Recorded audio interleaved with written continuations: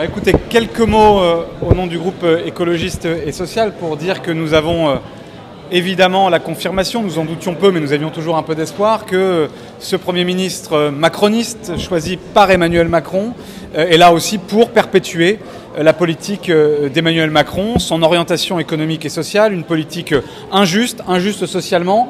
On voit qu'il y a une absence de volonté de remettre en cause la réforme des retraites et la retraite à 64 ans, mais aussi une volonté de ne pas toucher à la politique de l'offre, qui est en réalité une politique de cadeaux faits aux grandes entreprises et aux ultra-riches de ce pays, et que l'orientation austéritaire qui vise à faire peser l'effort de redressement des comptes publics sur les Français et les Français les plus modestes va être maintenue. Et donc nous ne voyons pas de raison à ce stade de ne pas censurer ce gouvernement.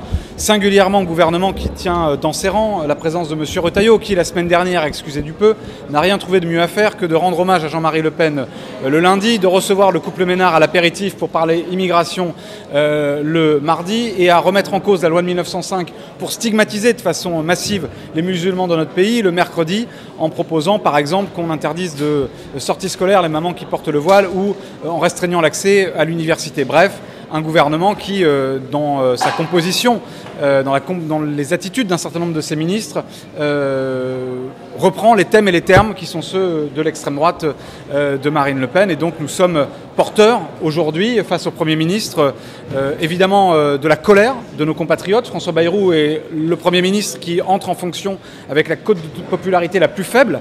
Et ça doit toutes et tous nous interpeller sur la crise démocratique que nous vivons, sur la défiance des Français à l'égard de ce président de la République et de ce Premier ministre qui se sont affranchis du résultat des élections, qui ont refusé d'entendre le message, la volonté des Français de tourner la page, de rompre avec les politiques d'Emmanuel Macron, d'ouvrir une période de cohabitation. Mais nous sommes aussi ici, et ce sera le cœur de notre propos et du propos de la présidente Châtelain cet après-midi, pour porter leurs espoirs, pour dire qu'il faut engager la transition écologique, pour dire qu'il faut un investissement massif, sortir du déni climatique. Nous avons vécu en 2024 une année record en termes de chaleur.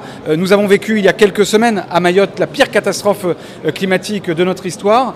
Il est temps d'entrer dans le XXIe siècle. Il est temps que François Bayrou, qui a écumé la vie politique française au XXe siècle, comprenne que maintenant nous devons orienter la politique de la nation vers la transition écologique. Voilà aussi ce que nous porterons cet après-midi, déterminés à être fidèles au mandat que nous ont donné les électrices et les électeurs, dans l'unité du nouveau Front populaire le plus possible. Nous continuons à dire qu'il faut que nous travaillions ensemble, que nous avancions ensemble, que nous ayons des positions les plus unies possibles pour incarner l'alternative à Emmanuel Macron, parce que c'est nous qui pourrons tourner cette page-là, et évidemment empêcher le lepénisme d'accéder au pouvoir. Posez toutes et tous la même question. A priori, il n'y a aucune raison de ne pas voter la censure. Benjamin le disait, et je vais le répéter, le Premier ministre a depuis sa nomination pavé le chemin de sa censure avec des gros pavés. Le pavé Retailleau, le pavé Darmanin, le pavé Valls. Ce sont les signes qu'il n'y a pas d'infléchissement d'une politique, ni même de discours de la part de François Bayrou. Et donc nous allons être extrêmement attentifs au discours qui va être prononcé dans quelques minutes.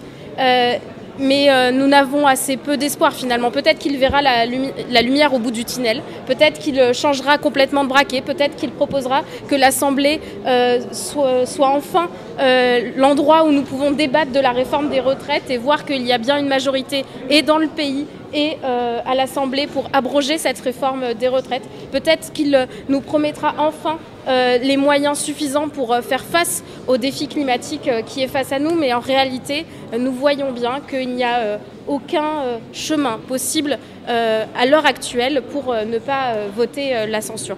Nous serons extrêmement attentifs, je crois, comme l'ensemble des députés qui composent cet hémicycle, pour trouver des réponses aux questions que nous nous posons, mais je crois que nous les avons déjà eues par voie interposée et de presse notamment.